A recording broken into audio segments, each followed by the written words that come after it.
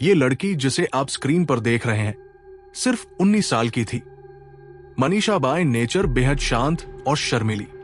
उसकी पूरी दुनिया बस उसके घर वालों के इर्द गिर्द ही घूमती थी। उसे क्या पता था कि एक दिन उसकी जिंदगी का अंत इतना दर्दनाक और खौफनाक होगा कि सुनने वाले की रूह तक कांप जाए। आगे जो हुआ वो सिर्फ दर्जनों सवाल खड़े नहीं करता, बल्कि ये भी साबित करता है कि इंसाफ के नाम पर किस तरह सरेआम आंखों में धूल झोंकी जा सकती है। तो चलिए इस केस से जुड़े हर एक पहलू को समझते हैं और उन सवालों को उठाते हैं जिन्हें दबाने के लिए सिस्टम ने हर मुमकिन कोशिश की। और एक छोटी सी रिक्वेस्ट, इस वीडियो को ज्यादा से ज्यादा शेयर करें ताकि सच दब न सके। ये कहानी है हरियाणा के भिवानी जिले के लोहारू तहसील के धानी लक्ष्मण गांव की। तारीख थी 11 अगस्त 2025। रोज की तरह उस दिन भी मनीषा अपने घर से किड्स केयर बाल विद्यालय के लिए निकली, जहां वो टीचर की नौकरी करती थी। लेकिन उसे अंदाजा भी नहीं था कि ये उसका आखिरी सफर होगा। उसी दिन दोपहर करीब 2 बजे के आसपास मनीषा स्कूल से निकलकर पास के एक नर्सिंग कॉलेज में एडमिशन फॉर्म लेने गई थी। ये बात उसने अपने पिता को भी बता रखी थी। जो फुटेज आपके सामने है वही आखिरी डिजिटल सबूत है जिसमें मनीषा को जिंदा देखा गया। जैसे जैसे दिन ढल रहा था, घर में बेचैनी बढ़ रही थी। दादाजी बार बार दरवाजे की तरफ देखते रहे, लेकिन मनीषा का कोई अतापता नहीं। चिंता बढ़ने पर उन्होंने उस बस ड्राइवर से बात की जिससे मनीषा रोज स्कूल आती जाती थी। ड्राइवर ने बताया कि शायद वो फॉर्म लेने गई होगी, इसी वजह से लेट हो रही है। थोड़ी देर को दादाजी को सुकून मिला, लेकिन जब शाम 4:30 तक भी वो घर नहीं लौटी तो मामला गंभीर लगने लगा। शाम 6:15 पर संजय सिंह यानी मनीषा के पिता को एक कॉल आता है। ये कॉल मनीषा के नंबर से था, लेकिन हैरानी की बात ये कि उस कॉल में कोई आवाज नहीं आई और 10 सेकंड में कॉल कट गया। उसके बाद उसका फोन स्विच्ड ऑफ हो गया। घर पर कॉल करने पर पता चला कि मनीषा अब तक नहीं लौटी। दिल में अनहोनी का डर बढ़ते ही संजय तुरंत लोहारू से बस पकड़कर सिंघनी के आइडियल इंटरनेशनल कॉलेज पहुंचते हैं, जहां मनीषा को जाना था। कॉलेज के गार्ड से पूछने पर उसने मनीषा के आने से साफ इनकार कर दिया। रिसेप्शन पर भी यही जवाब मिला, लेकिन संजय ने एक अजीब बात नोटिस की। वहां मौजूद तीनों लोग शराब के नशे में थे। संजय ने तुरंत 112 पर पुलिस को कॉल किया, लेकिन जब पुलिस के साथ वो दोबारा कॉलेज पहुंचे तो स्टाफ ने सीसीटीवी फुटेज दिखाने से मना कर दिया। बेबस होकर संजय अपने चाचा के साथ लोहारू पुलिस स्टेशन गए और रिपोर्ट दर्ज करने को कहा, लेकिन पुलिस का रवैया बेहद लापरवाह। उन्होंने कहा लड़की किसी के साथ भाग गई होगी या दोस्तों के साथ घूमने गई होगी, कल तक आ जाएगी। अपनी बेटी के लिए पुलिस से ऐसी बातें सुनना, सोचिए उस पिता पर क्या गुजरी होगी। निराश होकर वो घर लौट आया। अगली सुबह 12 अगस्त को संजय फिर से थाने पहुंचा। पूरे दिन बहानेबाजी के बाद शाम 5:15 पे एसआई शकुंतला ने रिपोर्ट दर्ज की। इसके बाद शकुंतला कॉलेज जाकर फुटेज मांगती है, लेकिन स्टाफ ने फिर से दिखाने से इनकार कर दिया, ये कहकर कि बिना पुलिस हेड के वो कुछ नहीं कर सकते। 13 अगस्त को संजय को शकुंतला का कॉल आता है। उन्होंने बताया कॉलेज से करीब 1 किलोमीटर दूर एक नहर के पास खेत में एक लड़की की लाश मिली है, पहचान के लिए तुरंत आओ। ये सुनते ही संजय का दिल धड़कना बंद हो गया और जब उसने लाश देखी उसकी दुनिया उजड़ चुकी थी। उसकी बेटी बेजान हालत में जमीन पर पड़ी थी। बॉडी की हालत इतनी खौफनाक थी कि देखकर किसी का भी खून जम जाए। चेहरा पूरी तरह डीकंपोज हो चुका था, जैसे उस पर एसिड डाला गया हो। दोनों आंखें गायब थी। चेहरे का यह हाल कि जबड़ा साफ दिख रहा था। गर्दन लगभग कटी हुई थी, सिर्फ कुछ इंच से लटकी हुई। मनीषा की मौत की खबर जंगल की आग की तरह पूरे गांव में फैल गई और जो भी उसकी लाश देख रहा था बस यही सोच रहा था, ये किया किसने? कौन हैवान ऐसा कर सकता है? गुस्सा बढ़ता गया, भीड़ बढ़ती गई।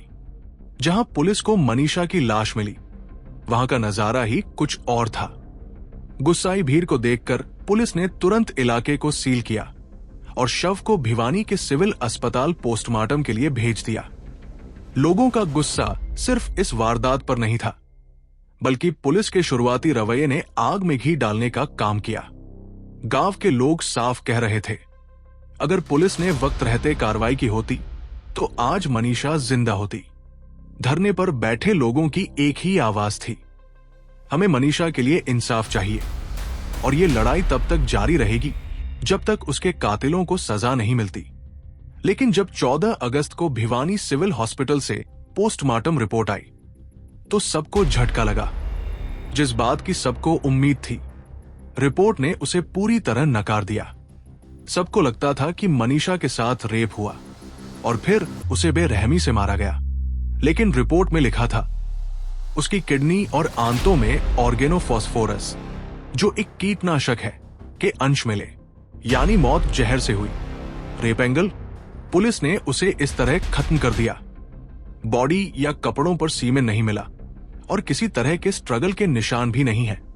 पुलिस ने यहीं से मामला क्लीन चिट दे दिया। ना रेप, ना मर्डर, लेकिन लोग ये मानने को तैयार नहीं थे। गुस्सा भड़क चुका था। पूरे राज्य में पुलिस और प्रशासन के खिलाफ आक्रोश फैल गया।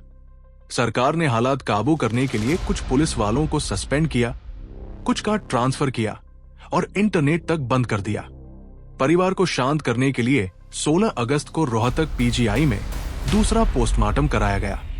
लेकिन यहां की रिपोर्ट तो और भी अजीब थी। Doctor Kundan Mittal, medical superintendent, ने कहा, गले पर जो कट है वो अनियमित है। शक है कि इसे किसी जंगली जानवर ने काटा है। साथ ही उन्होंने वही पुरानी बात दोहरा दी, चेहरे की हालत एसिड से नहीं बल्कि जानवरों के हमले से खराब हुई है। जब ये बातें परिवार तक पहुंची, उन्होंने अंतिम संस्कार से साफ इनकार कर दिया। उनकी मांग थी, जब तक असली अपराधी नहीं पकड़े जाते, हम बेटी का संस्कार नहीं करेंगे। 18 अगस्त को पुलिस ने नया दावा किया, हमें मनीषा का लिखा एक सुसाइड नोट मिला है। लेकिन सवाल यह था, बॉडी मिलने के इतने दिन बाद यह नोट अचानक कहां से आया? अगर पहले से था तो इसे इतने दिन छिपाकर क्यों रखा गया? लोगों को साफ लगने लगा कि मामला दबाने की कोशिश हो रही है, किसी बड़े रसूखदार को बचाने के लिए। 19 अगस्त को हरियाणा के मुख्यमंत्री ने ट्वीट किया, सीबीआई जांच होगी और एम्स में तीसरा पोस्टमार्टम कराया जाएगा। लेकिन सच्चाई, शुरुआत से ही इस केस में जो गड़बड़ियां हुई, या शायद जानबूझकर की गई, उन्होंने इस सच को दफना दिया है। जरा सोचिए, पुलिस ने क्या वाकई में जांच की? ना तो कॉलेज के सीसीटीवी फुटेज समय पर लिए, ना क्राइम सीन को प्रिजर्व किया, ना मोबाइल की लोकेशन ट्रैक की, ना कॉल डिटेल्स देखी। ये तो किसी भी इन्वेस्टिगेशन का पहला स्टेप होता है। अब बात बॉडी की कंडीशन की। गर्दन और ऊपर का हिस्सा बुरी तरह डैमेज था। क्यों? क्योंकि गले की हड्डी यानी हायोइड बोन से पता चलता है कि मौत गला दबाने से हुई या नहीं। पुलिस कहती है जानवर ने खाया, लेकिन क्या यह मुमकिन है? जानवर हमेशा नरम हिस्सों को पहले खाते हैं। यहां सिर्फ हड्डी वाला हिस्सा डैमेज हुआ और सॉफ्ट टिश्यू वैसे ही थे। कपड़े भी सलामत थे, ना फटे, ना किसी जानवर का लार। मतलब जानवर वाली थ्योरी कमजोर लगती है। फिर सलवार का मामला।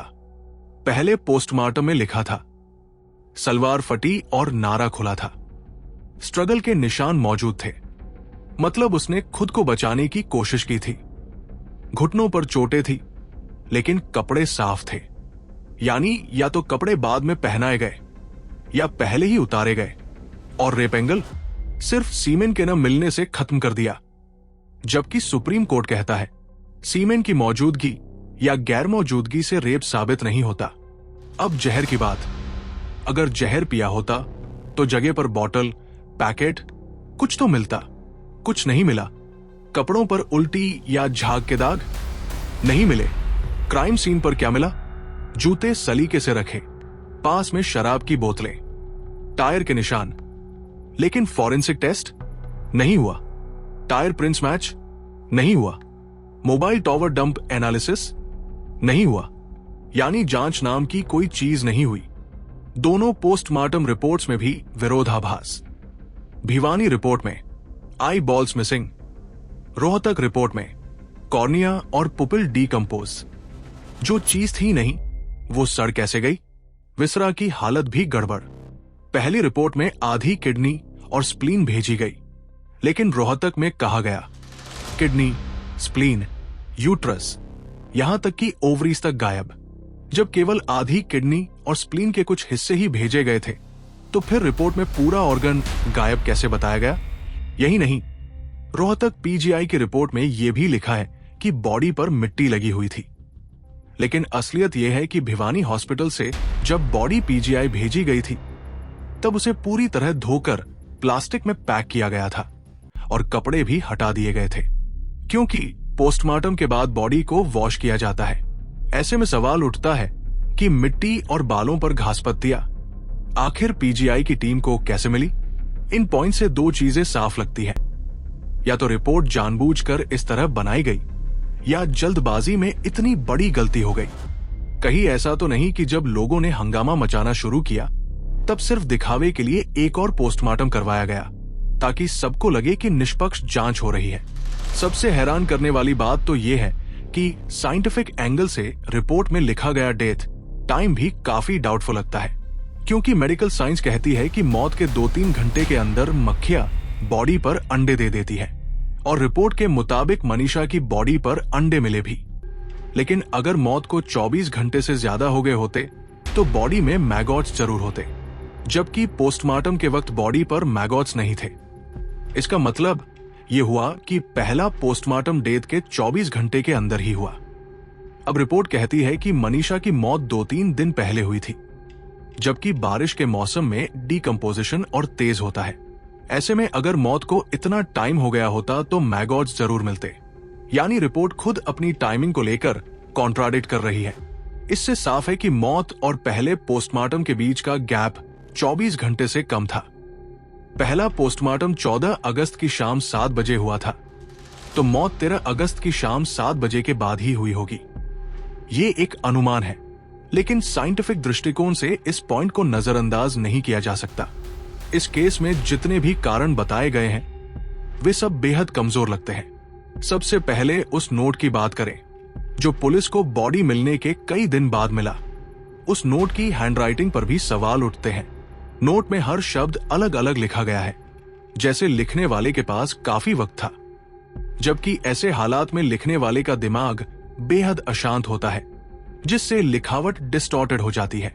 नोट में न तो मनीषा ने इस तरह का कोई जिक्र किया है और न ही कोई इशारा कि वो इतना बड़ा कदम उठाने वाली है, जैसा पुलिस बता रही है। दूसरी बात, पीएम रिपोर्ट के मुताबिक मनीषा के शरीर में ऑर्गेनोफॉस्फोरस पाया गया, जो कीटनाशक का एक कंपोनेंट है। कुछ एक्सपर्ट्स कहते हैं कि खेतों में ऐसे पेस्टिसाइड्स का इस्तेमाल आम है, जिससे उनके अवशेष जमीन के पानी में मिल जाते हैं। यानी अगर कोई ट्यूबवेल का पानी पीता है तो उसके ब्लड में भी ट्रेसेस मिल सकते हैं। लेकिन पुलिस के मुताबिक मनीषा ने खुद दुकान से जाकर जहर खरीदा था, और इस बात को साबित करने के लिए बिल और रजिस्टर एंट्री भी दिखाई गई। अब सोचिए, जहां लोग सामान खरीद कर भी बिल नहीं लेते, वहां एक लड़की जो जिंदगी से इतनी निराश थी, जहर खरीदने के बाद दुकान से बिल मांगती है और रजिस्टर में एंट्री भी करवाती है। ये कितना अजीब लगता है, जहां आज रेप और मर्डर एंगल को पूरी तरह डिनाई किया जा रहा है। वहीं इस केस की शुरुआत में खुद पुलिस ने अपनी इनक्वेस्ट रिपोर्ट में लिखा था, गलत काम करके गला रेत कर हत्या। यानी पहले दिन पुलिस खुद मर्डर की बात मान रही थी, और बाद में नैरेटिव पूरी तरह बदल गया। जब न्याय की मांग उठी तो सरकार ने बस पुलिस अधिकारियों के सस्पेंशन और ट्रांसफर का दिखावा कर दिया।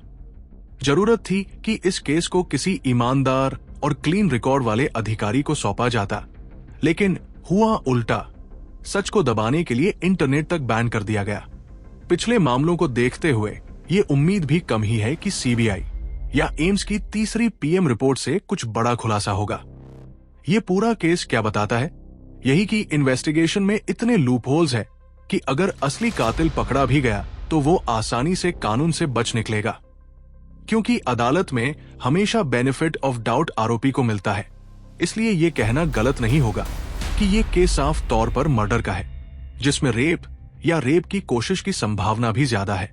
लेकिन लापरवाही और मैनिपुलेशन ने इसे इतना कमजोर कर दिया कि अब इंसाफ की उम्मीद नामुमकिन सी लगती है। असल में इस केस को ऐसे अफसर को देना चाहिए था जिसका ट्रैक रिकॉर्ड साफ सुथरा और भरोसेमंद हो। लेकिन हुआ इसका उल्टा। सच को सामने लाने की बजाय कहानी को कंट्रोल करने के लिए कई शहरों में इंटरनेट ही बंद कर दिया गया। पिछले मामलों को देखते हुए अब ये उम्मीद बेहद कम लगती है कि सीबीआई या फिर एम्स की तीसरी पोस्टमार्टम रिपोर्ट कुछ नया राज खोलेगी। तो आखिर ये पूरा केस हमें क्या सिखाता है? यही कि जांच में इतने बड़े बड़े गैप है कि अगर असली गुनहगार सामने आ भी जाए तो वो कानून की पकड़ से बड़ी आसानी से निकल सकता है, क्योंकि अदालत में हमेशा आरोपी को बेनिफिट ऑफ डाउट मिल जाता है।